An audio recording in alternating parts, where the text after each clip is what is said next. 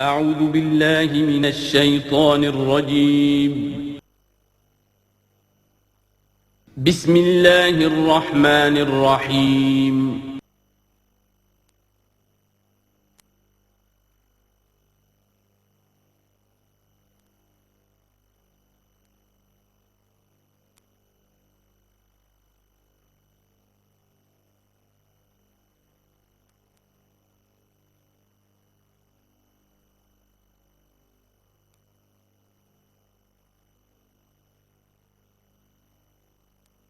وَلَقَدْ أَرْسَلْنَا نُوحًا إِلَىٰ قَوْمِهِ إِنِّي لَكُمْ نَذِيرٌ مُّبِينٌ أَلَّا تَعْبُدُوا إِلَّا اللَّهَ إِنِّي أَخَافُ عَلَيْكُمْ عَذَابَ يَوْمٍ أَلِيمٍ صدق اللہ العظیم۔ سورہ ہود میں بھی اب جیسا کہ پہلے عرض کیا جا چکا ہے 6 رکوع جو ہیں انباء الرسل پر مشتمل ہے۔ جیسا کہ اس سے پہلے کئی مرتبہ عرض کر چکا ہوں، یہ 6 رسولوں کے حالات ہیں جو قرآن مجید میں کئی بار آئے ہیں۔ سب سے پہلے حضرت نوح علیہ السلام، پھر حضرت ہود، پھر حضرت صالح، پھر حضرت لوط، پھر حضرت شعیب اور پھر حضرت موسیٰ علیہ السلام۔ تو یہ جو نقشہ آپ کے سامنے اس وقت موجود ہے، اس سے آپ کو اندازہ ہو جائے گا کہ یہ پورا یوں سمجھیے ارض القرآن ہے۔ یہ قرآن مجید میں جن رسولوں کے حالات آئے ہیں وہ سب کے سب جو ہیں وہ اس خطے کے اندر وہ مبعوث کیے گئے۔ یہ داہنی طرف جو ہے وہ بحر جو خلیج فارس ہے، یہ خلیج فارس سیدھا اوپر اگر لکیر چلی جائے گی اور ادھر سے یہ جو بحر قلزم ہے، اس کے جو یہ اوپر جا کے 2 کھاڑیاں بن گئی ہیں، تو وہ جو ہے خلیج عقبہ آخر میں اوپر اس سے لکیر جائے گی۔ تو یہ دونوں لکیریں جہاں جا کر مل جائیں گی، وہ اس نقشے میں ابھی نظر نہیں آ رہا، ذرا نیچے کیجئے تو شاید نظر آ جائے گا۔ یہ جگہ ہے جہاں پہ وہ سرخ نشان بنا ہوا ہے، یہ علاقہ ہے جہاں کہ حضرت نوح علیہ السلام کی قوم آباد تھی، اور معلوم ہوتا ہے کہ اس وقت تک نسل انسانی صرف اسی علاقے میں تھی۔ یہیں پر عذاب آیا ہے، بہت بڑا جو طوفان آیا ہے، اور اسی سے ذرا اور اوپر چل کر شمال کی طرف پہاڑی علاقہ ہے کوہ ارارات، اور اسی میں کوہ جودی ہے۔ یہ علاقہ ہے وہ کہ جس کے اندر حضرت نوح علیہ السلام کی قوم آباد تھی۔ اس کے بعد جب وہ حضرت نوح علیہ السلام اور ان کے جو بھی بیٹے تھے وہ بچ کر جب آباد ہوئے ہیں، تو پھر ان کا ایک بیٹا جو ہے حضرت سام، وہ عراق میں آ کر آباد ہو گئے۔ یہ جو سفید سا آپ کو نظر آ رہا ہے یہ عراق کا علاقہ ہے، یعنی اسی علاقے سے ذرا نیچے اترے اور عراق میں آباد ہو گئے۔ حضرت سام کی نسل میں پھر بہت سی قومیں پیدا ہوئی ہیں، تو انہی میں سے پھر ایک قوم ہے جو نیچے آئی ہے جزیرہ نما عرب کے بالکل جنوب میں۔ یہ جو علاقہ ہے یہاں پر یہ قوم، یہ احقاف کا علاقہ کہلاتا ہے، اور یہاں پر قوم ہود، اس قوم کا نام عاد ہے۔ حضرت سام کی نسل ہی میں سے کوئی بہت بڑا سردار اٹھا جس کا نام عاد تھا، اور عاد کی سے پھر ایک نسل، ایک قوم شروع ہو گئی، وہ اس علاقے میں آباد تھی۔ اس کے ہاں جب شرک وغیرہ پیدا ہو گئے اور خرابیاں پیدا ہو گئیں تو اللہ تعالیٰ نے بہت سے نبی بھیجے، پھر آخر ایک رسول بھیجا، اور وہ حضرت ہود علیہ السلام ہے۔ ان کی دعوت کو رد کیا، یہ ہلاک کر دیے گئے۔ یہاں سے حضرت ہود اپنے ان ساتھیوں کو لے کر نکلے، اور عرب کے تقریباً وہ وسط میں وہ علاقہ ہجر کا علاقہ کہلاتا ہے، اس علاقے میں آ کر آباد ہو گئے۔ یہاں ان کے ہاں ایک بڑی شخصیت ابھری جس کا نام سمود تھا، تو اس سے یہ قوم سمود مشہور ہوئی ہے۔ انہوں نے میدانوں کے اندر محل بنائے، اور ساتھ ہی یہ ہے کہ جو پہاڑی علاقہ ہے بہت سخت گرینائٹ راکس ہیں، ان کو تراش کر ان کے اندر بھی مکان بنائے۔ یہ قوم سمود ہے۔ تو قوم نوح، قوم ہود، قوم سمود، یہ تینوں قومان جو ہیں حضرت ابراہیم علیہ السلام سے پہلے کی ہیں۔ اب پھر لوٹیے عراق کی طرف، عراق ہی میں جو قوم باقی رہی انہی میں حضرت ابراہیم علیہ السلام کی بعثت ہوئی ہے۔ لیکن حضرت ابراہیم علیہ السلام کے بارے میں یہ انداز جو انباء الرسل کا ہے وہ قرآن مجید میں کہیں نہیں ہے۔ یہاں پہ آپ دیکھیں گے سورہ ہود میں ان کا تذکرہ آئے گا، لیکن وہ قصص النبیین کے انداز میں تذکرہ آئے گا، انباء الرسل کے انداز میں نہیں آئے گا۔ حضرت ابراہیم یہاں سے، اور یہاں سے پھر انہوں نے ہجرت کی عراق سے، اور شام چلے گئے، پورا صحرا کراس کر کے شام میں جا کر، اور وہاں سے پھر انہوں نے اپنے بیٹے کو اسحاق کو آباد کیا، وہ جو سرخ نشان نظر آ رہا ہے آپ کو، یہ فلسطین کا علاقہ ہے۔ ایک بیٹے کو حضرت اسماعیل علیہ السلام کو یہاں مکے میں لا کر آباد کیا۔ اچھا، اس اپنے بھتیجے جو حضرت لوط علیہ السلام ان کے ساتھ ہی آئے تھے، ہجرت کی تھی انہوں نے، عراق سے اور شام پہنچے تھے، ان کو بھیجا ہے بحیرہ ڈیڈ سی جو ہے، بحیرہ مردار، اس کے کنارے پر یہ شہر آباد تھے، عمورہ اور صدوم، وہاں بھیجا ہے۔ تو انباء الرسل کے ضمن میں پھر قوم سمود کے بعد ذکر آئے گا تو وہ قوم لوط کا آئے گا۔ البتہ حضرت ابراہیم علیہ السلام ہی کی ایک تیسری بیوی قطورہ، ان کی اولاد میں سے مدین نام کے بھی ایک تھے، اور ان سے جو قوم چلی قوم مدین، وہ خلیج عقبہ کے داہنی طرف جو ہے مشرق میں یہ یہاں آباد ہوئے۔ یہ علاقہ ہے ان کا جہاں پہ کہ حضرت شعیب علیہ السلام کو بھیجا گیا، اس علاقے میں یہ مدین کا علاقہ ہے، اس میں حضرت شعیب علیہ السلام بھیجے گئے۔ اب یہ جو سینائی پیننسولا ہے تو ادھر جو ہے مصر ہے، وہ دریائے نیل نظر آ رہا ہے۔ یہاں سے یوں جو ہے حضرت یوسف علیہ السلام، چونکہ اب سورہ ہود کے بعد سورہ یوسف بھی آ جائے گی، تو حضرت یوسف علیہ السلام کو جب کہ ان کے بھائیوں نے کنویں میں پھینکا ہے اور وہ پھر قافلہ ان کو لے گیا ہے مصر، اور وہ پھر ذریعہ بن گئے پوری اس قوم کے مصر میں آنے کا، تو یہاں پھر حضرت موسیٰ علیہ السلام کی بعثت ہوئی ہے مصر میں۔ تو کل یہ علاقہ ہے کہ جن میں وہ انبیاء اور رسل جو ہیں مبعوث ہوئے ہیں کہ جن کا ذکر اکثر و بیشتر قرآن میں آتا ہے۔ لیکن جیسا کہ میں نے عرض کیا تھا، اس کا یہ مطلب نہیں ہے کہ صرف یہی رسول اور نبی آئے ہیں، دنیا میں اور بھی بہت سے نبی اور رسول آئے، لیکن قرآن میں تذکرہ انہی کا کیا گیا ہے کہ جن کا تذکرہ ان لوگوں کی اپنی روایات میں موجود تھا، جن کے ناموں سے یہ واقف تھے، لہذا انہی کے حوالے سے قرآن تو کتاب ہدایت ہے۔ ویسے تو ایک رسول کے قصے میں بھی وہ ساری ہدایت موجود ہے، اور 6 رسولوں کے قصوں میں بھی وہ ہدایت موجود ہے۔ اس حوالے سے یہ کہ سارے رسولوں کی تاریخ بیان کرنا یہ قرآن مجید کا موضوع نہیں ہے۔ آئیے اب متن کی طرف چلیے۔ وَلَقَدْ أَرْسَلْنَا نُوحًا إِلَىٰ قَوْمِهِ، اور ہم نے بھیجا نوح کو اس کی قوم کی طرف۔ إِنِّي لَكُمْ نَذِيرٌ مُّبِينٌ، انہوں نے کہا میں تمہارے لیے کھلا خبردار کر دینے والا ہوں۔ اللہ تعبدوا الا اللہ، کہ مت پوجو اللہ کے سوا کسی کو۔ انی اخاف علیکم عذاب یوم علیم، مجھے اندیشہ ہے تم پر ایک بڑے دردناک دن کے عذاب کا۔ فقال الملأ الذین کفروا من قومہ، تو کہا اس کے قوم کے ان سرداروں نے جنہوں نے کفر کی روش اختیار کی، ما نراک الا بشرا مثلنا، ہم نہیں دیکھتے اے نوح آپ کو مگر اپنے ہی جیسا ایک انسان۔ آپ کہاں سے اللہ کے رسول بن گئے، کیسے رسول بن گئے، کیسے اللہ نے چن لیا؟ آپ تو ہمارے جیسے ایک انسان ہیں۔ وما نراک اتبعک الا الذین هم اراذلنا بادی الرائے، اور اس سے بھی آگے بڑھ کر ہم نہیں دیکھتے مگر یہ کہ آپ کی پیروی کرنے والے تو وہ لوگ ہیں جو ہماری نگاہوں میں ذلیل ہیں، کمینے ہیں، نچلے طبقے کے لوگ ہیں، گھٹیا لوگ ہیں۔ بادی الرائے، بلا تعمل نظر آ رہا ہے کہ صرف کچھ کمی کاری لوگ آپ کے گرد جمع ہو گئے ہیں، کوئی معقول آدمی، کوئی سردار قوم کا کوئی آپ کے گرد آیا ہی نہیں۔ وما نرى لكم علينا من فضل، اور ہمیں کوئی نظر نہیں آتا کہ آپ پر کوئی ہمارے اوپر کوئی فضیلت آپ کو حاصل ہے، آپ کو اور آپ کے ساتھیوں کو۔ بل نظنکم کاذبین، بلکہ ہمارا گمان تو یہی ہے کہ آپ جھوٹ بول رہے ہیں۔ قال یا قوم ارأیتم ان كنت على بینۃ من ربی، اب یہ ذرا اس صورت کے اندر بار بار یہ الفاظ آئیں گے۔ ایک فطرت سلیمہ جو پہلے سے تھی، اس کے بعد اللہ کی طرف سے وحی آ گئی، وہ گویا کہ اس کا شاہد ہے۔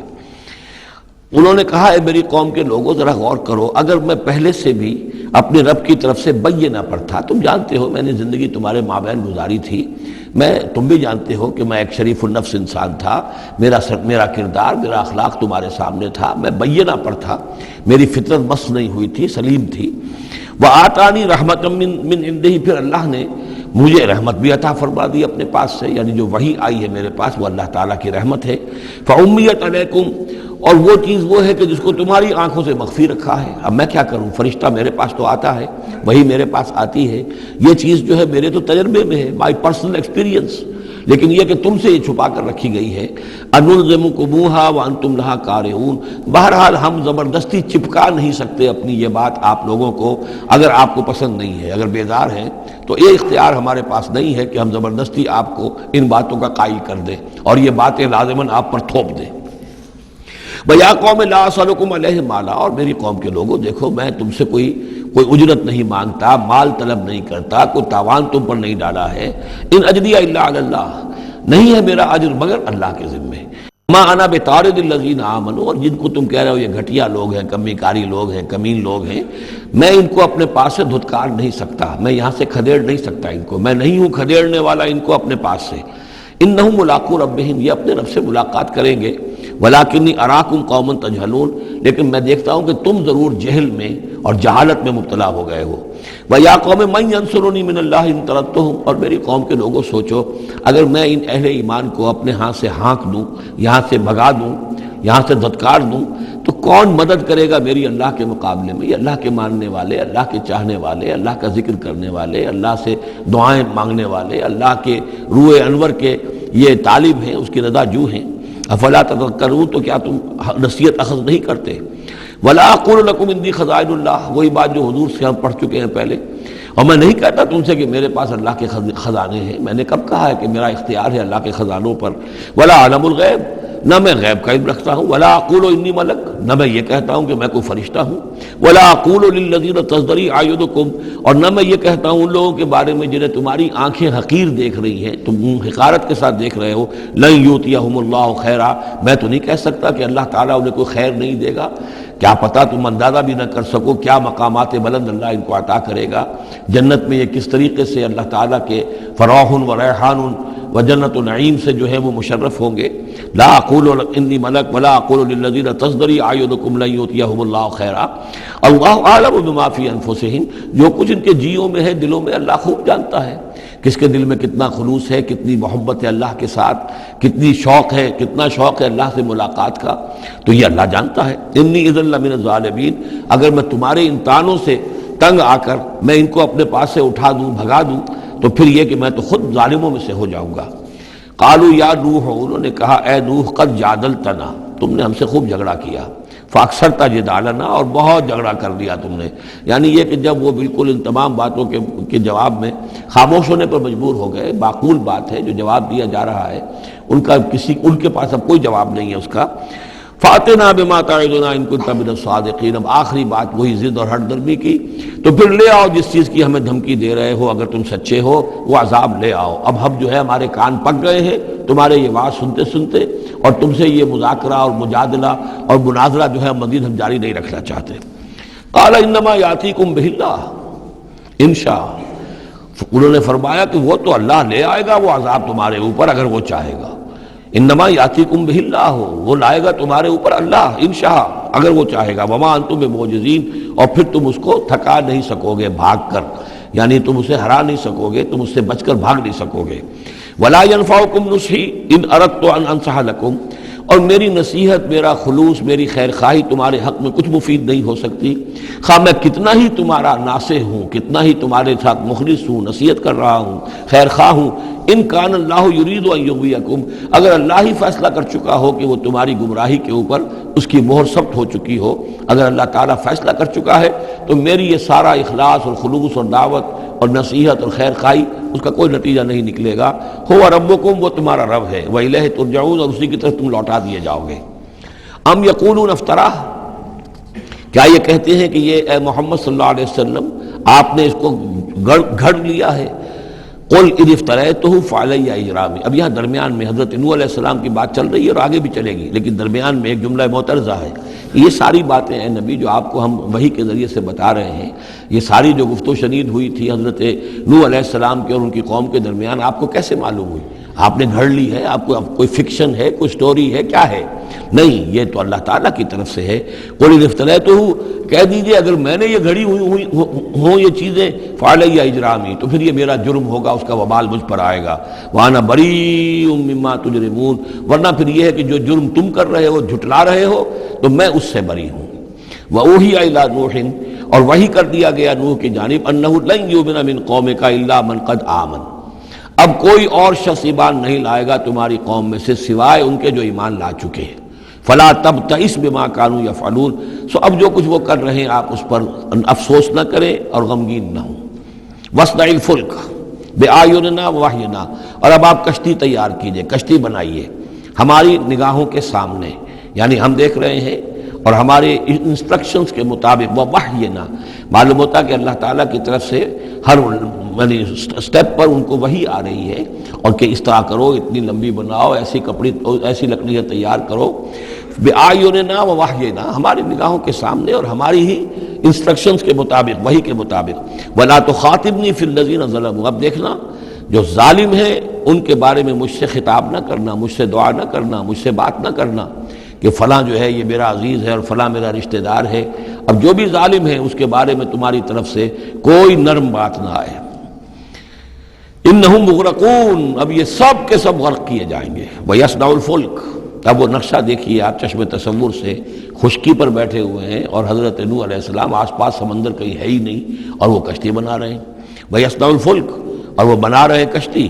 وَكُلَّمَا مَرَّ عَلَيْهِ مَلَأٌ مِّن قَوْمِهِ سَخِرُوا مِنْهُ، جب بھی ان کی قوم کے سردار ان کے پاس سے گزرتے تھے وہ مذاق اڑاتے تھے کہ معلوم ہوتا اب تک تو ہم سمجھتے تھے کہ بہرحال یہ کچھ شاید بات بنا رہا ہے، جھوٹ بول رہا ہے، کیا کر رہا ہے، اب تو معلوم ہوتا بالکل ہی مت ماری گئی، اب کوئی جو ہے ہوش ٹھکانے نہیں رہے یہ، تو وہ ہنستے تھے۔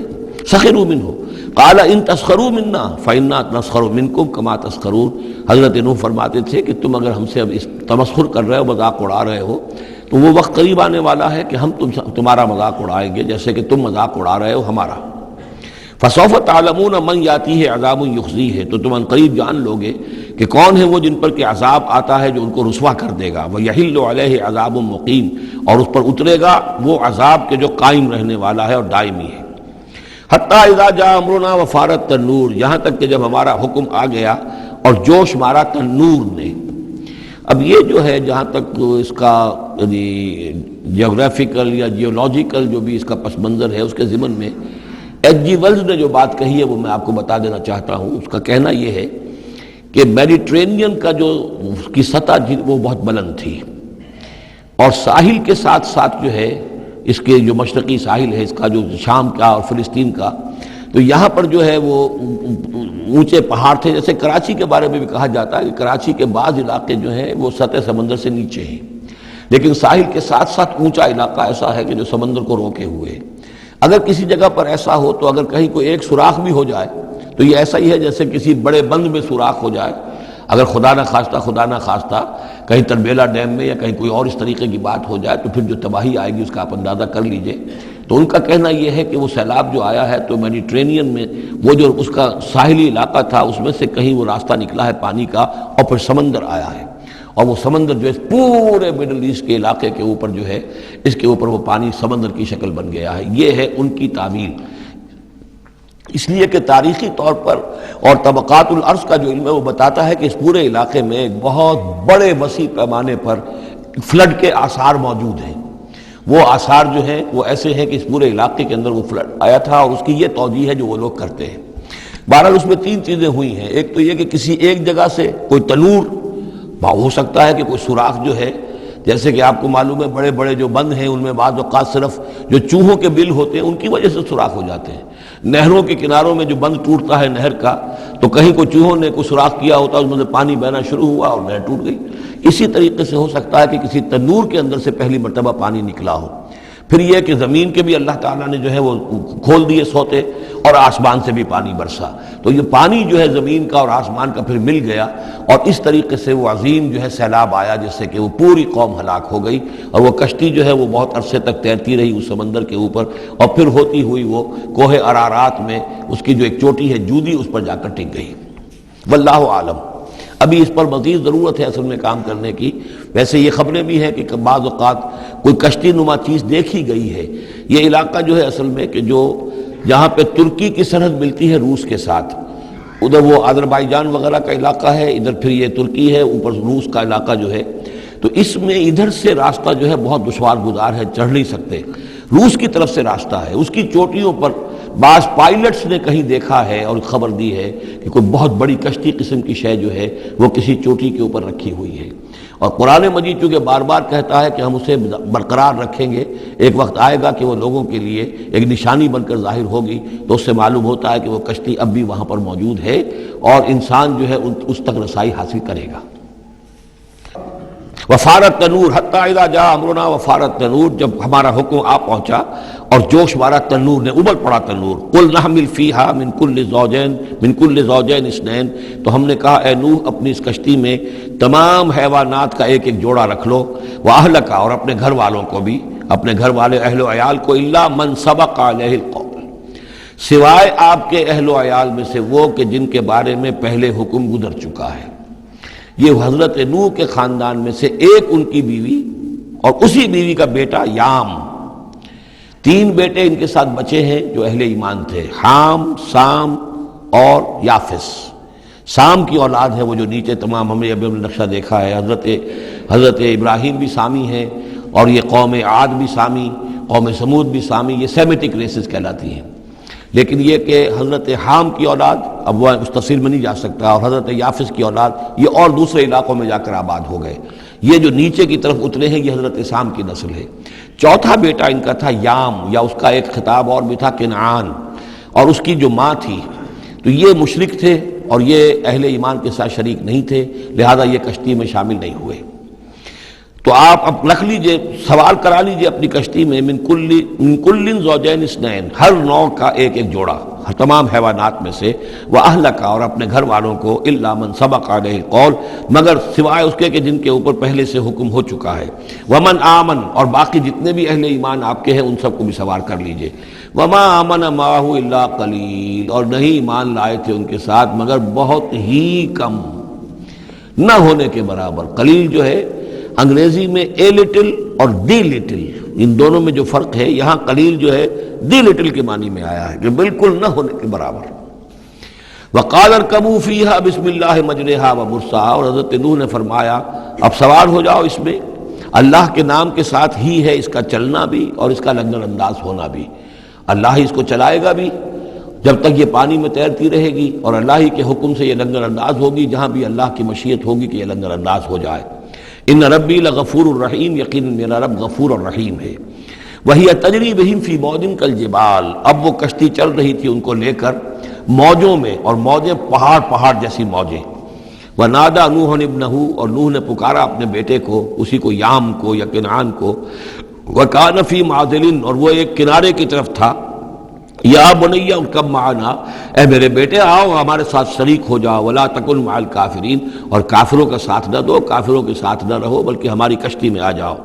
قال سآوی الی جبل یعصمنی من الماء، اس نے کہا نہیں میں ابھی اس پہاڑ کے اوپر چڑھ جاؤں گا، میں وہاں پہنچ جاؤں گا، وہ مجھے پانی سے بچا لے گا۔ قال لا عاصم اليوم من امر اللہ الا من رحم، حضرت نوح نے فرمایا نہیں، آج کے دن کوئی شے بچانے والی نہیں ہے اللہ کے امر سے سوائے اس کے جس پر اللہ ہی رحم فرما دے۔ وحال بینہم الموج، اور اسی گفتگو کے دوران ایک بڑی سی موج حائل ہوئی ان کے مابین، فکان من المغرقین، اور وہ بیٹا جو ہے ان کی نگاہوں کے سامنے غرق ہو گیا۔ وقیل یا ارض ابلعی ماءک، اور کہہ دیا گیا اے زمین اپنے پانی کو نگل جا، واپس پانی زمین کے اندر جذب ہو جائے۔ کتنا وقت لگا ہوگا یہ اللہ بہتر جانتا ہے، لیکن یہ آخر کار جو شکل بنی ہے کہ زمین کے اندر پانی جذب ہو گیا جو زمین سے آیا تھا۔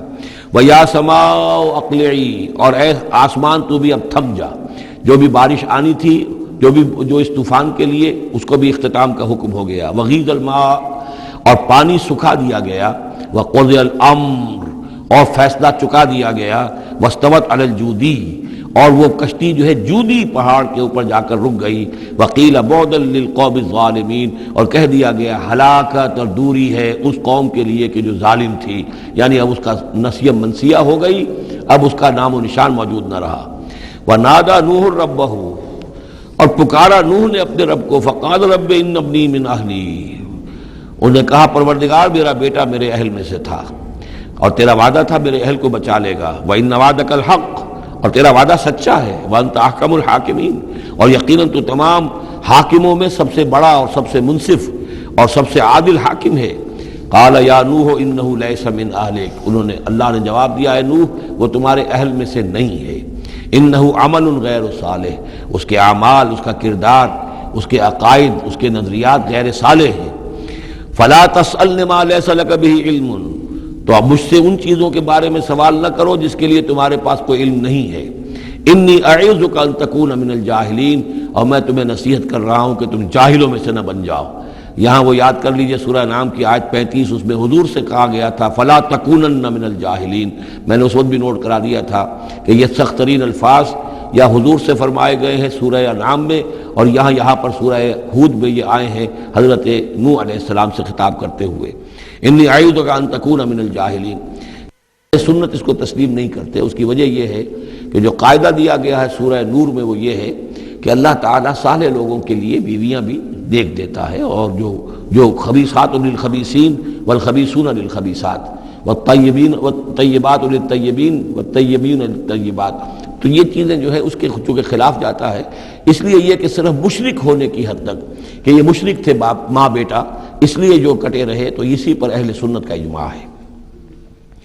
قال رب انی اعوذ بک ان اسألک ما لیس لی بہ علم، حضرت نوح نے عرض کیا پروردگار میں تیری پناہ طلب کرتا ہوں اس سے کہ میں تجھ سے ایسی بات کا سوال کروں جس کے لیے کہ میرے پاس کوئی علم نہیں ہے، وَإِلَّا تَغْفِرْ لِي وَتَرْحَمْنِي، اور اگر تو نے مجھے معاف نہ فرما دیا اور رحم نہ فرمایا، اکم من الخاسرین، تو میں تو ہو جاؤں گا خسارہ پانے والوں میں۔ قیل یا نوح اہبط بسلام منا وبرکات علیک، ہم نے کہا نوح اب اترو، اس کشتی سے اترو، بسلام منا، ہماری طرف سے سلامتی کے ساتھ، وبرکات، اور برکتوں کے ساتھ، علیکا، جو تم پر بھی ہوں گی، وعلی امم ممن معک، اور ان امتوں پر بھی ہماری یہ برکات ہوں گی کہ جو ان لوگوں کے ساتھ، جو ان کی نسل سے وجود میں آئیں گی جو تمہارے ساتھ ہیں۔ تو گویا کہ نسل انسانی بعد میں عام خیال یہی ہے کہ حضرت نوح علیہ السلام کے 3 بیٹوں ہی سے چلی ہے، باقی اگر کچھ لوگ تھے بھی ان کے ساتھ تو وہ ایسے تھے کہ جن کی کوئی نسل آگے نہیں چلی ہے، بلکہ یہ دنیا کی جو نسلیں اس وقت دنیا میں ہیں نوع انسانی، وہ یہ حضرت یافس، حضرت حام اور حضرت سام کی نسل ہی سے ہیں۔ یہ خیال ہے، واللہ عالم، یقین کے ساتھ نہیں کہا جا سکتا، ویسے میرا اپنا رجحان بھی اسی طرف ہے۔ حضرت یافس کی اولاد جو ہے وہ یہ جو پہاڑی علاقہ ہے، جیسا کہ ابھی آپ نے نقشے میں دیکھا تھا، اس سے اوپر جو ہے یہ سینٹرل ایشیا کے پہاڑ ہیں، اس پہاڑ کو کراس کیا انہوں نے، اور وہ جو پھر میدانی علاقہ ہے روس کا، اور اس کی طرف سے ہوتے ہوتے وہ سیرائے گوبی سے ہوتے ہوئے چین کا، تو حضرت یافس کی اولاد ادھر پھیل گئی ہے، یورپ سے لے کر اور چائنا تک، یہ سب یافس کی نسل ہے۔ حضرت حام کی اولاد مشرق اور مغرب میں چلی گئی، اسی پہاڑی سلسلے کے دامن میں ہوتی ہوئی، ایک شاخ ان کی ایران ہوتے ہوئے بھارت چلی گئی، انڈیا چلی گئی، سندھ اور ہند، اور ایک شاخ جو ہے سینائی پیننسولا کراس کر کے یہ سوڈان اور مصر چلی گئی۔ یہ ہے حضرت حام کی نسل میں سے۔ یہ عام طور پر جو ہمارے پرانے ماہرین انساب ہیں ان کا کہنا یہ ہے۔ انہی میں سے معلوم ہوتا ہے کہ جو یہ یورپین ہیں، جو کہ انڈو ایرانین جو کہلاتے ہیں، ایرینز، تو یہ ایرینز جو ہے یہ سب حضرت حام کی اولاد میں سے معلوم ہوتے ہیں۔ ان میں سے گریکس بھی ہیں، اور ان میں رومنز بھی ہیں، اور ان میں جرمنز بھی ہیں۔ باقی جو ہے نسلیں جو ہیں یہ اینگلو سیکسنز، یہ ہیں حضرت یافسی کے نسل سے، جو اوپر سے جا کر اور یہ اسکینڈینیوین کنٹریز سے ہو کر پھر نیچے اترے ہیں یورپ کی طرف۔ تو یہ جو ناردرنرز کہلاتے ہیں، دی نارڈک ریسز، شمالی اقوام جو ہیں، اینگلو سیکسنز ان میں سے ہیں، لیکن جو مشرقی یورپ کی یہ اقوام ہیں، یہ اصل میں یہ بھی آریائی نسل جو ہے حضرت حام کی نسل میں سے، واللہ عالم۔ تو یہاں وہ الفاظ آ گئے تھے،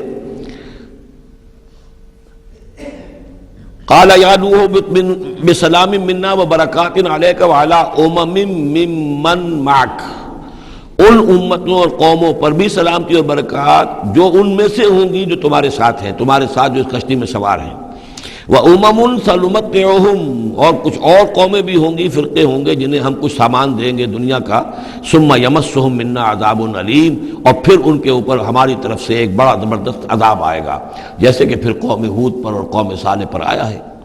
تِلْكَ مِنْ أَنْبَاءِ الْغَيْبِ نُوحِيهَا إِلَيْكَ، یہ غیب کی خبروں میں سے ہے جو وحی کر رہے ہیں ہم آپ کی جانب اے محمد صلی اللہ علیہ وسلم۔ وَمَا كُنْتَ تَعْلَمُهَا أَنْتَ وَلَا قَوْمُكَ، اور نہیں جانتے تھے آپ ان کو، نہ آپ نہ آپ کی قوم ان سے واقف تھی، من قبل ھذا، اس سے پہلے، فاصبر، تو اے نبی صبر کیجئے، ان العاقبۃ للمتقین، یقیناً آخری انجام جو ہے وہ بھلا ہوگا اہل تقوی ہی کا۔ وَإِلَىٰ عَادٍ أَخَاهُمْ هُودًا، یہ سام کی نسل کی ایک شاخ جو نیچے اتری ہے اور یہ پہنچ گئی ہے جزیرہ نماء عرب کے تقریباً جو ساؤدرن ڈیزرٹ ہے جو آج کا، اس کے اندر، اور عاد کی قوم کی طرف ہم نے بھیجا اخاہم ہودا، ان کے بھائی ہود کو، قال یا قوم اعبدوا اللہ ما لکم من الہ غیرہ ان انتم الا مفترون، انہوں نے کہا میری قوم کے لوگوں تمہارا کوئی الہ اللہ کے سوا نہیں ہے، اور یہ باقی تم نے نام گھڑ لیے ہیں، کوئی اور معبود نہیں ہے، کسی کی حقیقت نہیں ہے۔ یا قوم لا اسألکم علیہ اجرا، اور میری قوم کے لوگوں میں تم سے کوئی اجر کا طالب نہیں ہوں، ان اجری الا علی الذی فطرنی، نہیں ہے میرا اجر مگر اسی کے ذمے جس نے مجھے پیدا فرمایا، افلا تعقلون، تو کیا تم عقل سے کام نہیں لیتے۔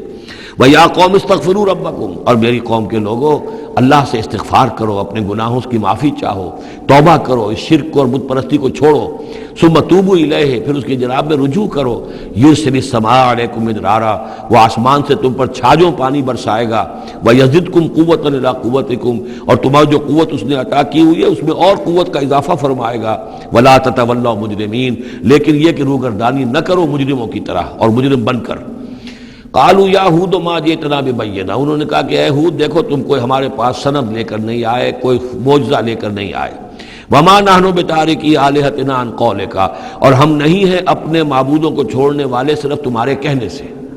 وما نحن لک بمؤمنین، اور ہم نہیں ہیں تمہاری بات ماننے والے۔ ان نقول الا اعتراک بعض آلہتنا بسوء، ہم تو یہی کہتے ہیں، اس کے سوا اور کچھ نہیں ہمارا خیال، کہ ہمارے بعض معبودوں کی جو تم نے کوئی گستاخی کی ہے، ان کی نفی کی ہے، تو ان کی طرف سے تمہیں کوئی تکلیف پہنچ گئی ہے، یعنی تمہارا دماغی توازن ٹھیک نہیں رہا ہے، کوئی آسیب تمہیں ہو گیا ہے، تم پر پھٹکار پڑی ہے ہمارے بعض معبودوں کی۔ قال انی اشہد اللہ واشہدوا، حضرت ہود نے فرمایا دیکھو میں اللہ کو گواہ کر کے کہہ رہا ہوں اور تم بھی گواہ رہو، انی بریء مما تشرکون، کہ جن کو تم شریک ٹھہرا رہے ہو میں ان سے بری ہوں، بیزار ہوں، میرا ان سے کوئی تعلق نہیں۔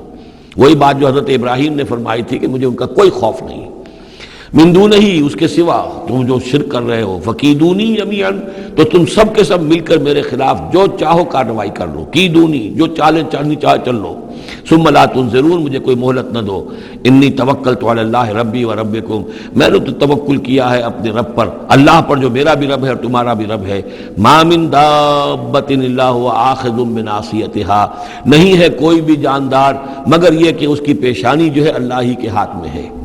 وہ دعا جو میں نے آپ کو سنائی تھی اس میں حضور کے الفاظ بھی یہ ہیں، وَنَاصِيَتِي بِيَدِكَ اللہم انی عبدک وابن عبدک وابن امتک فی قبضتک ناصیتی بیدک ماضٍ فی حکمک عدل فی قضاؤک۔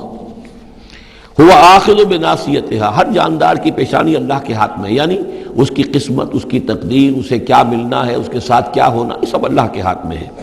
ان ربی علی صراط مستقیم، یقیناً میرا رب تو سیدھی راہ پر ملے گا، سیدھی توحید کی راہ پر جاؤ گے تو رب کے قریب پہنچو گے۔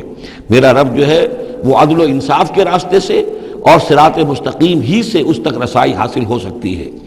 فَإِن تَوَلَّوْا فَقَدْ أَبْلَغْتُكُم مَّا أُرْسِلْتُ بِهِ إِلَيْكُمْ، پھر اگر تم پیٹھ موڑ لو، منہ پھیرو، انکار کرو، تو میں نے پہنچا دیا ہے تمہیں وہ پیغام جو مجھے دے کر بھیجا گیا تھا، مَا أُرْسِلْتُ بِهِ إِلَيْكُمْ۔ وَيَسْتَخْلِفُ رَبِّي قَوْمًا غَيْرَكُمْ، پھر میرا رب جو ہے تمہیں تباہ کرے گا، ختم کرے گا اور تمہاری جگہ کسی اور قوم کو لے آئے گا۔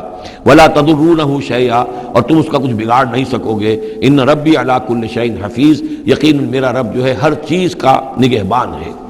وَلَمَّا جَاءَ أَمْرُنَا، جب ہمارا حکم آ گیا، عذاب کا فیصلہ، نجینا ہودا والذین آمنوا معہ، ہم نے نجات دے دی، بچا لیا ہود کو اور ان کو جو اس کے ساتھ ایمان لائے تھے، برحمت منا، اپنی رحمت سے، ونجیناہم من عذاب غلیظ، اور ہم نے انہیں بچا لیا ایک بہت ہی گاڑھے اور بھاری عذاب سے۔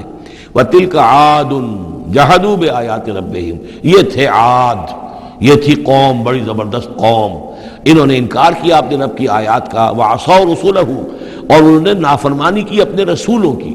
یہ رسولوں سے مراد کیا ہے؟ اصل میں انبیاء تو آتے رہتے ہیں، آخر میں پھر رسول آتا ہے، چھوٹے چھوٹے، جس طریقے سے کہ اللہ تعالیٰ کی طرف سے سمجھانے کے لیے ان کے معلمین کی حیثیت سے، تو وہاں پہ ان کو بھی رسول کہہ دیا گیا۔ جیسا کہ میں نے کہا تھا قرآن مجید میں یہ الفاظ ایک دوسرے کی جگہ آ جاتے ہیں۔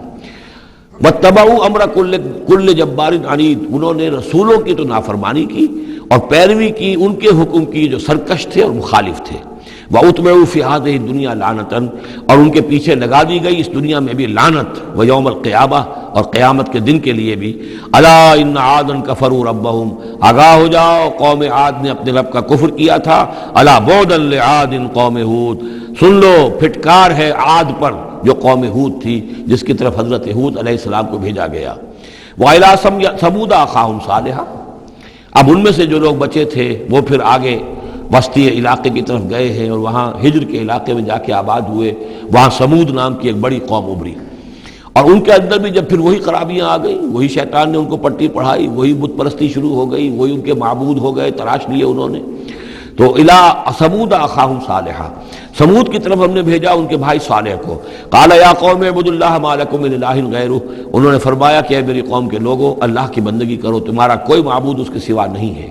هو انشاکم من الارض، اس نے تمہیں زمین سے اٹھایا ہے، ابھارا ہے، بنایا ہے زمین سے، واستعمرکم فیہا، اور اس میں تم کو آباد کیا ہے، فاستغفروہ، تو اس سے استغفار کرو، اس سے اپنے گناہ بخشواؤ، ثم توبوا الیہ، اور پھر اس کی جانب میں رجوع کرو۔ ان ربی قریب مجیب، یقین میرا رب قریب ہے اور دعا کا قبول کرنے والا ہے۔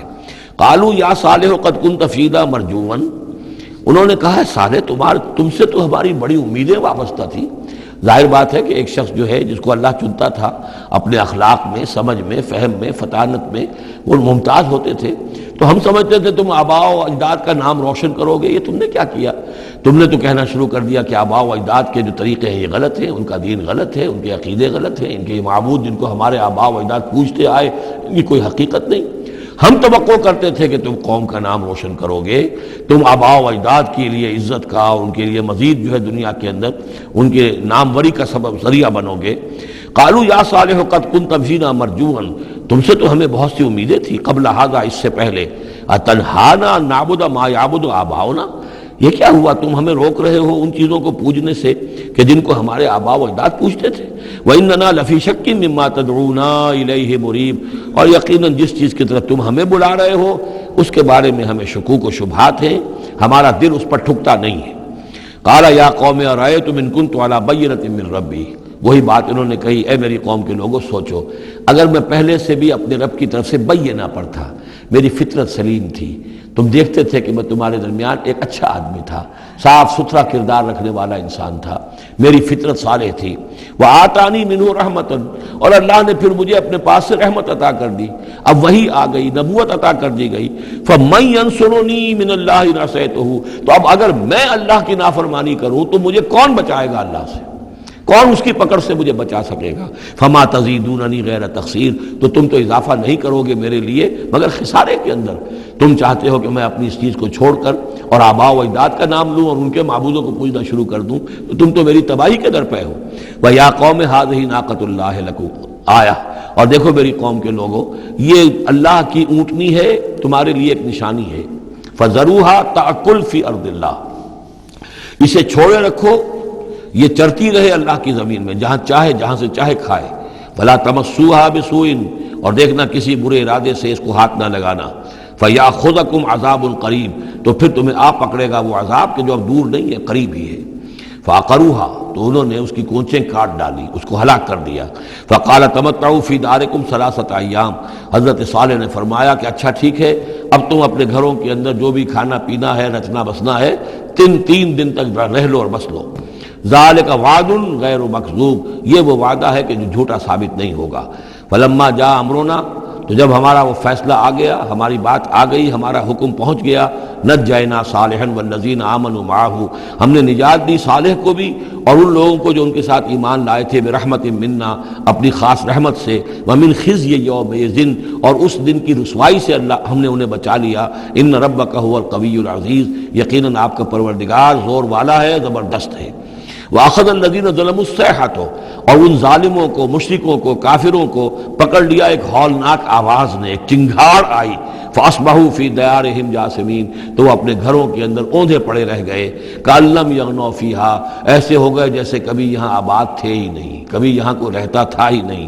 أَلَا إِنَّ ثَمُودَ كَفَرُوا رَبَّهُمْ، آگاہ ہو جاؤ، سمود نے اپنے رب کا کفر کیا۔ الا بعدا لثمود، آگاہ ہو جاؤ، پھٹکار ہے سمود پر۔ وَلَقَدْ جَاءَتْ رُسُلُنَا بِإِبْرَاهِيمَ بِالْبُشْرَىٰ، اب یہاں حضرت ابراہیم کا ذکر آ رہا ہے۔ میں نے کہا تھا کہ 3 رسول پری ابراہمک، نوح، ہود، صالح، 3 رسول کو ہم کہہ سکتے ہیں پوسٹ ابراہمک، اگرچہ ان میں سے ایک جو ہیں وہ ہم عصر ہیں۔ حضرت لوط حضرت ابراہیم علیہ السلام ہی کے بھتیجے ہیں، انہی پر ایمان لائے تھے، ان کے ساتھ ہی انہوں نے ہجرت کی تھی۔ پھر ان کے بعد شعیب، وہ بھی حضرت ابراہیم کی نسل سے ہیں۔ پھر جو بھی بنی اسرائیل تھے ان میں موسیٰ بھیجے گئے، وہ بھی حضرت ابراہیم کی نسل سے ہیں۔ آخری رسول محمد صلی اللہ علیہ وسلم، وہ بھی ابراہیم کی نسل سے ہیں۔ لیکن یہ کہ ان میں سے 3 کا ذکر کرنے کے بعد اب ابراہیم کا ذکر ہو رہا ہے یہاں۔ سورہ انعام میں وہاں جو پہلا جوڑا تھا حضرت ابراہیم کا ذکر جو ہے وہ اس انباء الرسل میں سے بالکل نکال کر لے گئے تھے، اور وہ قصص النبیین کے انداز میں سورہ انعام میں آ گیا تھا۔ یہاں اس جوڑے میں فرق یہ ہے کہ حضرت ابراہیم کا ذکر بھی یہاں شامل کر دیا گیا، لیکن فرق وہی ہے، یہ وہ انباء الرسل کا نہیں، حضرت نوح، حضرت ہود، حضرت صالح، حضرت لوط، حضرت شعیب کے انداز میں ذکر نہیں ہے، بلکہ ایک انداز ہے کہ حضرت لوط علیہ السلام جن شہروں کی طرف بھیجے گئے تھے اور اس کی وہاں پہ بسنے والوں نے ان کی بات ماننے سے انکار کیا، تو جو عذاب الہی لے کر جو فرشتے آئے تھے جنہیں بھیجا گیا تھا، وہ پہلے آئے حضرت ابراہیم کے ہاں، اور وہاں حضرت اسحاق کی ولادت کی انہوں نے خوشخبری دی حضرت سارہ کو. بس یہ ایک واقعہ بیان کیا درمیان میں، ورنہ اصل مسئلہ جو ہے وہ حضرت لوط کا شروع ہوگا. انباء الرسل کے اعتبار سے جو معاملہ ہے وہ حضرت لوط کا واقعہ ہے. وَلَقَدْ جَاءَتْ رُسُلُنَا إِبْرَاهِيمَ بِالْبُشْرَىٰ، اور ہمارے فرشتادے، ہمارے ایلچی فرشتے ہمارے بھیجے ہوئے آئے ابراہیم کے پاس بشارت دینے کے لیے. قالوا سلاما، انہوں نے آ کر کہا سلام. قال سلام، حضرت ابراہیم نے بھی سلام کا جواب سلام سے دیا. فما لبث ان جاء بعجل حنیذ، تو پھر ذرا بھی دیر نہ کی، فوراً گئے اور ایک تلا ہوا بچڑا ان کی ضیافت کے لیے لا کر سامنے رکھ دیا. فلما رأى أيديهم لا تصل إليه، تو جب انہوں نے دیکھا کہ ان کا تو ہاتھ آگے بڑھ ہی نہیں رہا اس بچڑے کا گوشت کھانے کے لیے، آمادہ ہی نہیں ہے، نکرہ ہوں، تو اب وہ کچھ کھٹکے دل میں کہ یہ ہے کون. اس زمانے میں رواج یہ ہوتا تھا کہ دشمن جب آتے تھے کسی کو قتل کرنے کے لیے تو اس کا نمک نہیں چکھتے تھے، نمک خوار ہو جائیں گے تو پھر کیسے قتل کریں گے. تو ایک تو اندیشہ یہ ہوا کہ یہ کسی برے ارادے سے آئے ہیں جو میری یہ ضیافت قبول نہیں کر رہے. نکرہم واوجس منہم خیفہ، اور ان کے دل میں، حضرت ابراہیم کے دل میں ان کی طرف سے ایک خوف پیدا ہو گیا. قالوا لا تخف، انہوں نے کہا نہیں آپ ڈریے نہیں. انا ارسلنا الی قوم لوط، اصل میں تو اللہ کے ہم فرشتے ہیں، بھیجے گئے ہیں قوم لوط کی طرف. اب وہ آخری فیصلہ اس کا جو ہے وہ ہمیں چکانا ہے. وامرأتہ قائمۃ فضحکت، ادھر کہیں حضرت سارہ بھی پیچھے کہیں کھڑی ہوئی ہوں گی پردے کے پیچھے، وہ اس پر ہنس پڑی. مطلب یہ کہ حضرت ابراہیم کی جو حالت انہوں نے دیکھی کہ میرا شوہر خوفزدہ ہو گیا تھا تو اس کے اوپر کچھ ان کا معاملہ ہوا. فضحکت، وہ ہنسی. فبشرناہا باسحاق، تو ہم نے انہیں بشارت دی اسحاق کی، یعنی فرشتوں نے ان کو بشارت دی اسحاق کی. حضرت اسماعیل کی ولادت ہو چکی ہے لیکن حضرت اسماعیل کو تو حضرت ابراہیم جا کر چھوڑ آئے ہیں اور وہ تو مکے میں آباد ہیں. حضرت سارہ کی اولاد ہوئی نہیں تھی. اصل جو خاندانی بیوی تھی ان کی وہ تو حضرت سارہ تھی. حضرت ہاجرہ جو ہیں وہ تو بادشاہ مصر نے ان کی خدمت میں ان کو پیش کیا تھا، اسی لیے ان کو لونڈی بھی کہہ دیتے ہیں. یہ حالانکہ وہ شہزادی تھی، وہ بادشاہ کے ہاں شاہی خاندان کی خاتون تھی ہاجرہ سلام علیہا. لیکن یہ کہ یہ یہودی کہتے ہیں کہ وہ تو لونڈی تھی، کنیز تھی. تو چونکہ اولاد نہیں ہوئی تھی حضرت سارہ کے ہاں، تو حضرت سارہ ہی نے کہہ کر پھر حضرت ابراہیم سے کہا تھا کہ آپ تعلق قائم کریں ہاجرہ سے، شاید اللہ تعالیٰ آپ کو ہاجرہ سے اولاد دے دے. لیکن جب وہ اولاد ہو گئی حضرت اسماعیل تو پھر وہ جو عورت کی ایک فطرت ہے اور مزاج ہے تو ان کے لیے کھلنے لگی یہ بات کہ مجھے اللہ نے اولاد نہیں دی. اب ظاہر بات ہے کہ حضرت ابراہیم کی توجہ زیادہ ہو گئی ہوگی حضرت ہاجرہ کی طرف، اپنے بیٹے کی طرف. تو پھر وہ ذریعہ بن گیا کہ انہوں نے کہا کہ انہیں چھوڑ کر آؤ، اور اللہ کے حکم سے حضرت ابراہیم نے حضرت ہاجرہ کو اور حضرت اسماعیل کو وہاں بیت اللہ کے پاس، یا بیت اللہ جہاں بعد میں تعمیر ہونا تھا اس کی صرف بنیادیں اس وقت تھیں لیکن کوئی نشان اور نہیں تھا، وہاں چھوڑ دیا. اب یہاں جو ہے اولاد ہو رہی ہے، ان کی بشارت دی جا رہی ہے. تو حضرت اسحاق چھوٹے ہیں حضرت اسماعیل سے. فضحکت فبشرناہا باسحاق ومن وراء اسحاق یعقوب، اور یہ بھی کہا کہ پھر اسحاق کے بعد اسحاق کے ہاں ایک بیٹا ہوگا یعقوب، وہ بہت ہی ہمارے ہاں اس کا درجہ بہت بلند ہوگا. یعنی بیٹے کی بشارت پھر پوتے کی بشارت. قالت یا ویلتا آلد وانا عجوز وہذا بالی شیخا، انہوں نے کہا ہائے میری خرابی، کیا اب میں جنوں گی جبکہ میں ہو چکی ہوں نہایت بوڑھی، اور میرا یہ شیخ جو ہے، میرا یہ جو شوہر ہے یہ بھی شیخ ہے، یہ بھی ضعیف ہے، بوڑھا ہو چکا ہے. ان ھذا لشیء عجیب، یہ تو بڑی عجیب بات جو آپ بتا رہے ہیں، یہ خوشخبری مجھے دے رہے ہیں اس بڑھاپے کی عمر میں کہ میرے ہاں بیٹا ہوگا. قالوا اتعجبین من امر اللہ، ان فرشتوں نے کہا کہ کیا آپ تعجب کرتی ہیں اللہ کے معاملے میں؟ اللہ کا فیصلہ ہے، اللہ جیسے چاہے پیدا کرے، ہم اللہ کی طرف سے خوشخبری دے رہے ہیں، اپنی طرف سے نہیں دے رہے. رحمت اللہ وبرکاتہ علیکم اہل البیت، اے نبی کے گھر والوں تم پر اللہ کی رحمت ہو، اس کی برکتیں ہوں. اب یہاں اہل البیت کو سمجھ لیجئے کس کے لیے ہے؟ حضرت سارہ کے لیے ہے. اہل بیت رسول ازواج مطہرات ہیں، ان کی ایکسٹینشن ہے جو حضور نے کہا ہے اللہم ہؤلاء اہل بیتی، اے اللہ یہ بھی میرے اہل بیت ہیں. حضرت فاطمہ، حضرت علی، حضرت حسن، حضرت حسین، وہ بھی اہل بیت میں یہ ایکسٹینشن ہے. اہل بیت اصلاً نبی کی بیوی، یہاں پر کس کے لیے آ رہا؟ حضرت سارہ کے لیے. گھر والے ہم کہتے بھی ہیں گھر والے کون ہوتے ہیں؟ گھر والی تو بیوی ہوتی ہے.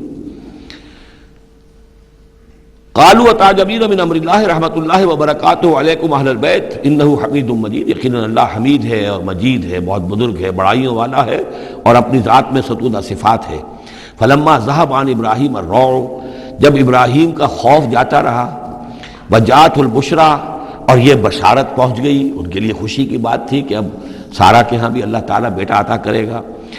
یجادلنا فی قوم لوط، اب اس نے جھگڑنا شروع کر دیا ہم سے قوم لوط کے بارے میں۔ یہ مجادلہ جو ہے یہ تورات میں بڑی تفصیل سے آیا ہے کہ دیکھو تم جو جا رہے ہو، اگر اس شہر کے اندر، ان بستیوں کے اندر 50 آدمی بھی راست باز ہوں گے تو کیا کرو گے؟ کیا پھر بھی ہلاک کر دو گے؟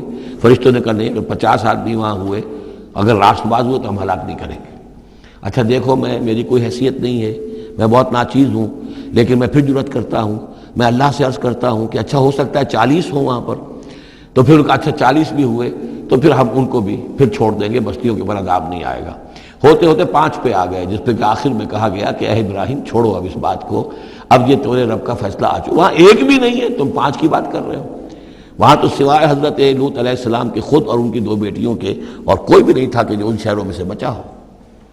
تو یجادلنا فی قوم لوط، اب وہ قوم لوط کے بارے میں ہم سے جھگڑنے لگے، یعنی چونکہ وہ حلیم الطبع تھے، طبیعت میں نرمی تھی، وہی جو حضور کی طبیعت میں بھی تھی، حضرت ابوبکر کی طبیعت میں بھی تھی، اس وجہ سے انہوں نے کہا کہ عذاب سے بچنے کی کوئی شکل ہو سکے۔ ان ابراہیم لحلیم اواہ منیب، 3 الفاظ جمع کر دیے گئے۔ یقیناً ابراہیم بہت ہی حلیم بھی تھا، بہت ہی نرم دل تھا، اور بہت ہی اللہ کی جناب میں رجوع کرنے والا تھا۔ یا ابراہیم عارضا ھذا، تو اب کہا گیا ان سے کہ ابراہیم اب چھوڑیے، اب اس بات سے آپ ذرا قطع تعلق کیجئے۔ انہ قد جاء امر ربک، یہ تو اب آپ کے رب کا فیصلہ آ چکا ہے۔ وانہم آتیہم عذاب غیر مردود، اب ان پر وہ عذاب آ کر ہی رہے گا جسے لوٹایا نہیں جا سکے گا۔ وَلَمَّا جَاءَتْ رُسُلُنَا لُوطًا سِیءَ بِهِمْ وَضَاقَ بِهِمْ ذَرْعًا، تو جب آئے ہمارے یہ فرشتادے بھیجے ہوئے، ہمارے یہ پیغامبر، یہ فرشتے لوط کے پاس، سِیءَ بِهِمْ، کہ وہاں پر یہ بھیجے گئے تھے بہت خوبصورت لڑکوں کی شکل میں، اور ان کے ہاں جو تھا معاملہ، آپ کو معلوم ہے کہ جو عبرت پرستی ان کے ہاں تھی اور جو سوڈمی تھی، تو یہ لڑکے خوبصورت آ گئے تو اس قوم کے لیے، تو ان کے لیے جشن ہو گیا کہ ہمارے لیے شکار آ گئے ہیں بہت اچھے، لوط کے ہاں بڑے عمدہ شکار پہنچے ہیں، لہذا وہ سب غول کے غول اب آ رہے ہیں، حضرت لوط علیہ السلام کے گھر پر چڑھائی کر رہے ہیں۔ تو جب ہمارے یہ فرشتادہ، ہمارے یہ جو نوجوان لڑکوں کی شکل میں جن کو بھیجا گیا تھا فرشتوں کو، وہ جب پہنچے حضرت لوط کے پاس، سیء بہم، وہ ان کو دیکھ کر بہت غمگین ہوا کہ یہ بڑا میرے لیے، وضاق بہم ذرعا، ان کا دل بڑا تنگ ہوا، وقال ھذا یوم عصیب، اور انہوں نے کہا یہ تو میرے لیے بڑا سختی کا دن آ گیا ہے، میرے پاس اتنی طاقت نہیں ہے کہ میں ان بدبختوں کا مقابلہ کر سکوں، اپنے ان مہمانوں کو ان کی دستبرد سے میں بچا سکوں۔ اور وہ لوگ جو ہیں وہ جانتے تھے جس قسم کی خبیث ان کی تباہی ہو چکی تھی کہ وہ کسی اپیل اور کسی دلیل سے بعد آنے والے نہیں ہیں، تو اس سے ان کے دل کے اندر جو ہے وہ ایک عجیب کیفیت پیدا ہوئی۔ سیء بہم وضاق بہم ذرعا وقال ھذا یوم عصیب وجاءہ قومہ یہرعون الیہ، اور اب آئی اس کی قوم اس کے پاس والہانہ دوڑتی ہوئی، بڑے خوشی سے ناچتے ہوئے آ رہے ہیں کہ آج تو ہمارے لیے جو ہے وہ بہت ہی عمدہ شکار پہنچ گیا ہے۔ وَمِن قَبْلُ كَانُوا يَعْمَلُونَ السَّيِّئَاتِ، اور وہ پہلے ہی سے ان گندے کاموں کے اندر ملوث تھے۔ قَالَ يَا قَوْمِ هَؤُلَاءِ بَنَاتِي هُنَّ أَطْهَرُ لَكُمْ، حضرت لوط نے فرمایا کہ دیکھو میری قوم کے لوگوں، میری بیٹیاں موجود ہیں، وہ تمہارے لیے بہت پاکیزہ ہیں۔ اس کے 2 معنی کیے گئے، ایک تو یہ کہ بیٹیوں سے مراد ہے کہ جو تمہاری بیویاں ہیں وہ میری بیٹیوں کے مانند ہیں۔ نبی جو ہوتا ہے وہ گویا کہ قوم کے لیے والد کی جگہ ہے، جیسے کہ قرآن مجید میں وَأَزْوَاجُهُ أُمَّهَاتُهُمْ، حضور کی تمام ازواج جو ہیں وہ پوری امت کے لیے ماؤں کے درجے میں ہیں، تو گویا کہ میری بیٹیاں ہیں، اللہ نے تمہارے لیے ان کو پیدا کیا ہے، تمہارے لیے جوڑا بنایا ہے، وہ پاک جو ہے تمہارے لیے راستہ اپنی شہوت کی کے تقاضے کو پورا کرنے کے لیے صحیح راستہ اس کو چھوڑ کر، اور یہ بھی ہو سکتا ہے کہ انہوں نے اپنی بیٹیوں ہی کو پیش کیا ہو کہ تمہیں اگر کرنا ہی ہے تو نکاح کر لو، میں اپنی بیٹیاں تمہیں نکاح میں دینے کو تیار ہوں، لیکن میرے جو یہ مہمان ہیں ان کے بارے میں مجھے رسوا نہ کرو۔ قال یا قوم هؤلاء بناتی هن اطہر لکم فاتقوا اللہ ولا تخزون فی ضیفی، تو اللہ کا خوف کرو اور دیکھو مجھے میرے مہمانوں کے معاملے میں رسوا مت کرو۔ الیس منکم رجل رشید، کیا تم میں کوئی ایک آدمی بھی شریف اور کوئی ایک آدمی بھی نیک چلن نہیں رہا؟ یعنی کوئی تو تم میں سے ایسا نکل آتا جو میرا ساتھ دیتا، جو میری ہاں میں ہاں ملاتا، تم میں تو معلوم ہوتا ہے کہ کوئی ایک شخص بھی شریف النفس باقی نہیں رہا۔ قالوا لقد علمت ما لنا فی بناتک من حق، انہوں نے کہا کہ اے لوط تمہیں خوب معلوم ہے تمہاری بیٹیوں پر ہمارا کوئی حق نہیں ہے۔ اس سے معلوم ہوتا ہے وہ دوسری ہی بات ہی زیادہ راجح ہے۔ وَإِنَّكَ لَتَعْلَمُ مَا تُرِيدُ مَا نُرِيدُ، اور تم خوب جانتے ہو جو ہم چاہتے ہیں، یعنی باتیں مت بناؤ، ہماری توجہ جو ہے ادھر ادھر لے جانے کی کوشش نہ کرو، تم جانتے ہو ہم جو چاہتے ہیں، جس کے لیے ہم حاضر ہوئے ہیں، جس کے لیے ہم پہنچے ہیں۔ قَالَ لَوْ أَنَّ لِي بِكُمْ قُوَّةً، انہوں نے کہا کاش کہ میرے پاس تمہارے مقابلے کے لیے کوئی طاقت ہوتی، او آوی الی رکن شدید، یا میں کوئی قلعہ ایسا ہوتا جس میں مضبوط میں جا کر پناہ لے لیتا اور تم سے اپنے آپ کو اور اپنے مہمانوں کو بچا لیتا۔ یہاں ہے اصل میں حضور صلی اللہ علیہ وسلم کی ایک حدیث میں الفاظ آئے ہیں، یرحم اللہ لوطا لقد کان یاوی الی رکن شدید، اللہ تعالیٰ رحم فرمائے لوط پر، وہ ایک مضبوط قلعے میں تھے، اللہ تعالیٰ کی حفاظت تو انہیں حاصل تھی، لیکن یہ کہ اس وقت جو صورت بن گئی تھی ان کے لیے، جیسے جب جادوگروں نے جو اپنے انچھر پھینکے تھے اور وہ بھی بن گئے تھے فرعون کے دربار میں، وہ بھی شکل اختیار کر لی تھی انہوں نے سانپوں کی، تو حضرت موسیٰ پر بھی وقتی طور پر خوف طاری ہو گیا تھا۔ تو بن بنائے طب بشری خوف کا ہو جانا یہ کوئی نبوت کی عصمت کے منافی نہیں ہے۔ تو یہاں پر بھی اللہ تعالیٰ کی حفاظت تھی، اور جیسا کہ آیا فرشتوں نے پھر ذرا سا ایک ہاتھ ہلایا اور سب کے سب اندھے ہو گئے، وہ اس طرح کا معاملہ تفاصیل تورات میں ہے۔ قال لو ان لی بکم، لیکن جو حسرت کی کیفیت تھی اور جس طرح ضیق میں ان کی جان اس وقت آئی تھی، اس کا تصور کیجئے، کاش کہ میرے پاس تمہارے مقابلے کے لیے طاقت ہوتی، او آوی الی رکن شدید، یا کوئی ایسا ہوتا مضبوط مستحکم قلعہ جس میں جا کر میں پناہ لے لیتا۔ قالوا یا لوط انا رسول ربک، ان فرشتوں نے کہا ہے لوط گھبرائیں نہیں، ہم آپ کے رب کے پیغامبر ہیں، بھیجے ہوئے ہیں، لن یصلوا الیک، یہ آپ تک پہنچ ہی نہیں پائیں گے، آپ کو کوئی گردن نہیں پہنچا سکیں گے، آپ بالکل اطمینان رکھیں۔ فَأَسْرِ بِأَهْلِكَ بِقِطْعٍ مِّنَ اللَّيْلِ، اور بھی رات کا ایک حصہ جو باقی ہے اس میں آپ اپنے اہل کو لے کر، اپنے گھر والوں کو لے کر نکل جائیے اس بستی سے۔ وَلَا يَلْتَفِتْ مِنْكُمْ أَحَدٌ، اور کوئی بھی آپ میں سے پیچھے نہ دیکھے، پیچھے توجہ نہ کرے، پیچھے کی طرف کوئی خیال نہ آئے کہ ہمارے دوست تھے اور ہمارے یہ تھے اور ہمارے عزیز تھے، إِلَّا امْرَأَتَكَ، اور آپ کی بیوی بھی ساتھ نہیں جائے گی، وہ بھی یہیں رہے گی۔ یہ دو بیویاں ہیں جلیل القدر پیغمبروں کی، جن کا ذکر پھر آئے گا بڑی وضاحت کے ساتھ سورہ تحریم میں۔ ایک حضرت نوح علیہ السلام کی بیوی اور ایک حضرت لوط کی بیوی، کہ یہ اگرچہ کہ کانتا تحت عبدین من عبادنا صالحین فخانتاہما فلم یغنیا عنہما من اللہ شیئا، اگرچہ وہ ہمارے دو بہت ہی نیک اور بہت ہی برگزیدہ بندوں کے تحت تھیں، ان کے گھروں میں آباد تھیں، لیکن یہ کہ انہوں نے خیانت کی، اور اس کے نتیجے میں یہ ہے کہ پھر وہ اللہ تعالیٰ کے عذاب سے ان کے شوہر انہیں بچا نہیں سکے، نہ حضرت نوح بچا سکے اپنی اس بیوی کو، اور نہ حضرت لوط بچا سکے اپنی اس بیوی کو۔ الا امرأتک، سوائے آپ کی بیوی کے، انہ مصیبھا ما اصابہم، اس کے اوپر تو وہی مصیبت آ کر رہنی ہے جو ان سب پر آنی ہے۔ ان موعدہم الصبح، اور دیکھیے ان کے وعدے کا وقت صبح کا ہے، صبح کو وہ عذاب آ جائے گا۔ الیس صبح بقریب، کیا صبح قریب نہیں ہے؟ یعنی اب جلدی کیجئے، اب آپ فوری طور پر یہاں سے اپنی بچیوں کو لے کر نکل جائیے۔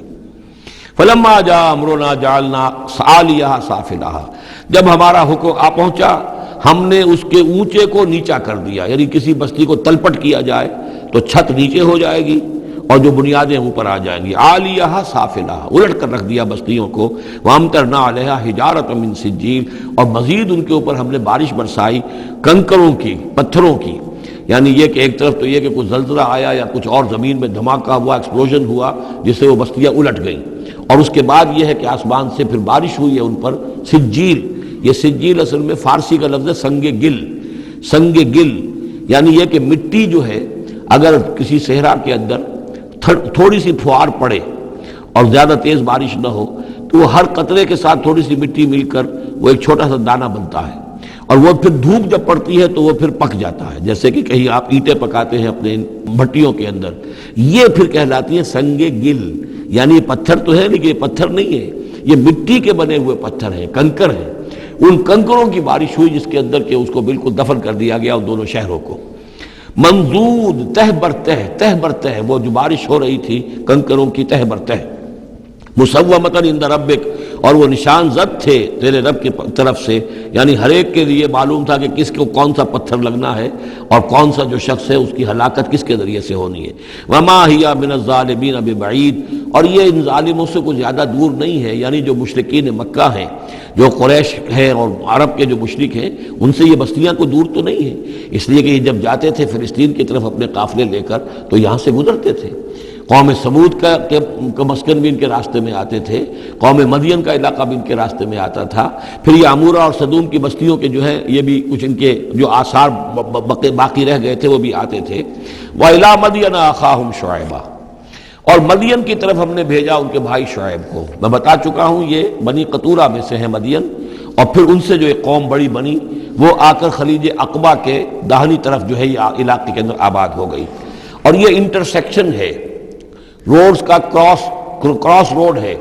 قافلے جو جنوب سے شمال کو جاتے تھے یمن سے شام کو، اور شام سے یمن کو، وہ گزرتے تھے شمالاً جنوباً، اور قافلے جو عراق سے آتے تھے اور مصر کو جاتے تھے وہ گزرتے تھے شرقاً غرباً۔ اس طریقے سے یہ جو ہے انٹرسیکشن تھا ان قافلوں کا، تو یہاں بڑی خوشحالی ہوئی، کاروبار چمکے ان کے۔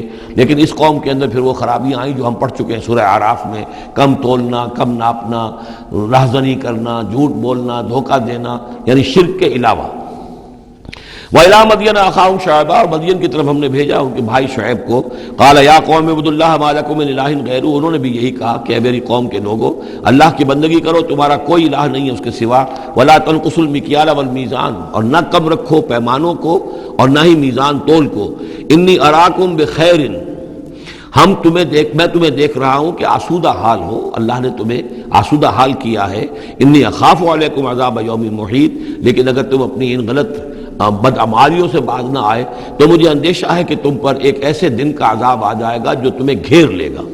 وَيَا قَوْمِ أَوْفُوا الْمِكْيَالَ وَالْمِيزَانَ بِالْقِسْطِ، اور میری قوم کے لوگوں پیمانہ اور تول جو ہے عدل اور انصاف کے ساتھ پورا دیا کرو۔ وَلَا تَبْخَسُوا النَّاسَ أَشْيَاءَهُمْ، اور مت کم کیا کرو، گھٹایا کرو لوگوں کے لیے ان کے سامان۔ وَلَا تَعْثَوْا فِي الْأَرْضِ مُفْسِدِينَ، اور نہ ہی زمین میں فساد بچاتے پھرو۔ بقیت اللہ خیر لکم، جو بھی اللہ کی طرف سے بچت ہو جائے، صحیح تولو، صحیح ناپو، پھر جو بچ جائے تو گویا کہ وہ اللہ تعالیٰ کی طرف سے تمہیں ایک نفع ہے جو اللہ نے دیا ہے۔ تو جو بھی صحیح تجارت کرتے ہوئے بچت ہو جائے، نفع ہو جائے، وہ بقیت اللہ ہے۔ بقیت اللہ خیر لکم ان کنتم مؤمنین، اگر تم مومن ہو، اگر مانتے ہو میری بات کو، ماننے والے ہو تو وہ تمہارے لیے بہتر ہے۔ وما انا علیکم بحفیظ، لیکن میں تمہارے اوپر کوئی نگران اور نگہبان نہیں ہوں، میں ٹھیکیدار نہیں ہوں، میرا کوئی زور تم پر نہیں چل رہا، میں تمہیں سمجھا رہا ہوں اور نیکی کی تلقین کر رہا ہوں۔ قالوا یا شعیب وصلاتک تأمرک ان نترک ما یعبد آباؤنا، انہوں نے کہا اے شعیب، کیا تمہاری نماز تمہیں اس بات کا حکم دیتی ہے کہ ہم چھوڑ دیں ان کو کہ جن کو پوجتے تھے ہمارے آباء و اجداد؟ اگرچہ حضرت شعیب کی گفتگو میں تذکرہ نہیں ہے، لیکن یہ کہ وہ کامن مرض جو ہے، مشترک مرض، بیماری، وہ تو موجود تھا، یعنی وہ شرک۔ او ان نفعل فی اموالنا ما نشاء، یا یہ تمہاری نماز جو ہے تمہیں روکتی ہے، حکم دیتی ہے اس بات کا کہ ہم اپنے مال میں جو چاہے نہ کر سکیں۔ ہمارا مال ہے، یہ جو آج بھی دنیا میں تصور ہے، سیکریٹ رائٹ آف اونرشپ، میرا مال ہے، میں جو چاہوں کروں، اسی سے پھر وہ ساری خرابیاں پیدا ہوتی ہیں۔ مال آپ کا ہے، اللہ کی امانت ہے، آپ کے پاس ہے، مالک اللہ ہے، لیکن اس میں اللہ کے حکم کے مطابق تصرف کرنا ہے۔ یہاں کوئی سیکریٹ رائٹ آف اونرشپ نہیں ہے۔ یو آر ٹرسٹیز، یہ امانت چند روزہ نزد ماست، در حقیقت مالک ہر شے خداست۔ یہ تو چند دن کی ایک امانت ہے جو ہمارے پاس جو ہے، ورنہ حقیقت میں تو مالک حقیقی ہر شے کا اللہ ہے۔ تو جب انسان مالک اپنے آپ کو سمجھتا ہے فی اموالنا، تو پھر ما نشاء، جو ہم چاہیں گے کریں گے۔ اور نفعل فی اموالنا ما نشاء، تو تم ہمیں روکنا چاہتے ہو اس چیز سے۔ تمہاری نماز اور دینداری جو ہے، اس نے تمہیں یہی سکھایا ہے کہ ایک تو ہمارے معبودوں سے ہمیں برگشتہ کرو، اور دوسرے یہ کہ ہمیں یہ کہو یہ کرو یہ نہ کرو، ہمارے مال ہیں، ہم جیسے چاہیں گے اس کے اندر معاملہ کریں گے۔ انک لانت الحلیم الرشید، ہاں ایک ہی تم ہی تو رہ گئے ہو کہ جو بہت نیک ہو، باوقار ہو، باقی تم ہم پر تنقیدیں کر رہے ہو، ہمیں کہہ رہے ہو کہ ہم غلط کام کر رہے ہیں۔ قال یا قوم ارأیتم ان کنت علی بینۃ من ربی، انہوں نے وہی بات فرمائی میری قوم کے لوگوں، سوچو اگر میں پہلے سے بھی اپنے رب کی طرف سے بینہ پر تھا، میری فطرت صحیح تھی، میرا کردار صحیح تھا، میں تمہارے ہاں ایک نیک انسان کی حیثیت سے معروف تھا، جیسے حضور الصادق الامین کی حیثیت سے متعارف تھے، وَرَزَقَنِي مِنْهُ رِزْقًا حَسَنًا، اور اللہ تعالیٰ نے اور اپنے پاس سے مجھے اچھا رزق دیا ہے، وحی آئی ہے، نبوت مجھے مل گئی ہے، وَمَا أُرِيدُ أَنْ أُخَالِفَكُمْ إِلَىٰ مَا أَنْهَاكُمْ عَنْهُ، اور میں یہ ہرگز نہیں چاہتا کہ جس چیز سے تمہیں میں روک رہا ہوں، تمہیں اس سے روک کر میں خود وہی کام کرنے لگوں۔